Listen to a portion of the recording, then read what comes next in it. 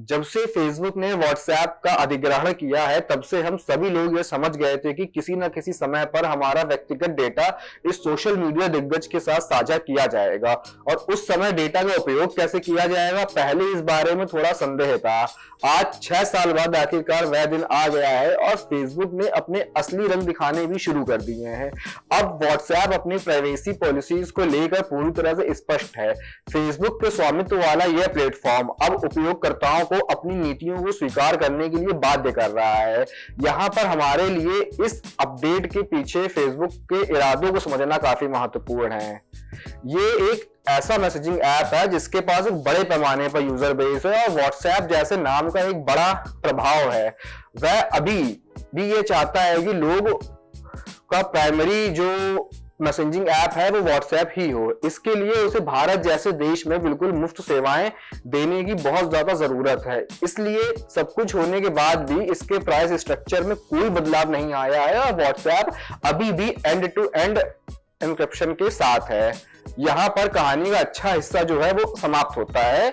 जैसा कि एक सामान्य कहावत है कि if the offered product is free then you are the product, यानी कि यदि उत्पाद आपको मुफ्त में दिया जाता है तो आप खुद ही वहां पर उत्पाद है। सरल शब्दों में इसका मतलब है कि व्हाट्सएप अब ये ट्रैक करेगा कि आप किस ग्रुप में सबसे अधिक सक्रिय रहते हैं, आपकी ब्रॉडकास्ट लिस्ट क्या है, आपके द्वारा भेजे गए मैसेजेस की संख्या, आप किससे और कितनी बात कर रहे हैं, आपके पैसा खर्च करने की आदतें, आपके द्वारा अक्सर सर्च की जाने वाली चीजें आदि आप फेसबुक इंस्टाग्राम पर साझा करें। इसका परिणाम क्या होगा?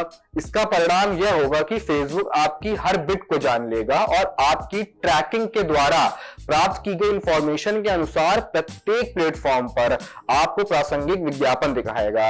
उदाहरण के लिए, यदि आप किसी विशेष कार मॉडल के बारे में पूछताछ करते हैं या कोई स्टेटस उससे रिलेटेड डालते हैं या अपनी कोई क्वेरी डालते हैं तो फेसबुक अपने एडवर्टीजमेंट के साथ ये जानकारी देखेगा और जो भी एडवर्टाइजर्स उस एडवर्टीजमेंट को दे रहे होंगे उनके साथ आपकी जानकारी साझा करेगा। अब आप अपने हर प्लेटफॉर्म पर फेसबुक, व्हाट्सएप, मैसेंजर और इंस्टाग्राम पर उसी कार के विज्ञापन देखेंगे।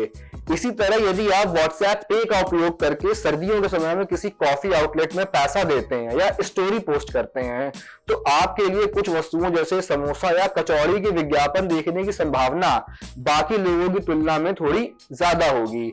यहाँ पर चीजें खत्म नहीं होती हैं। व्हाट्सएप की नई पॉलिसीज में यह भी लिखा गया है कि आपके मैसेजेस, आपके मैसेज फॉरवर्ड्स आईपी एड्रेस को एरिया के कोड सहित स्टोर करेगा, जो फेसबुक के डेटा सर्वर को आपकी डिटेल्ड लोकेशन का अनुमान लगाने में मदद करती है।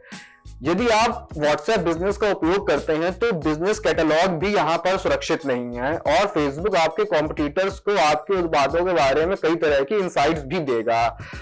यहां पर अब हमको उसके कुछ विकल्प तलाशने की जरूरत है, तो चलिए बात करते हैं इस पर।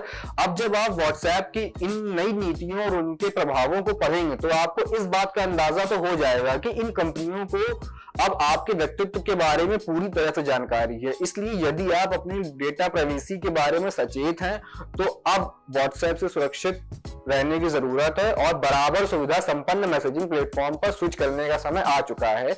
इस मामले में अभी आप टेलीग्राम, सिग्नल, स्काइप, स्नैपचैट और वेबर जैसी कई प्लेटफॉर्म पर भरोसा कर सकते हैं। अगर वीडियो आपको पसंद आया हो तो वीडियो को लाइक करें और अपनी राय हमें कमेंट सेक्शन में जरूर दें।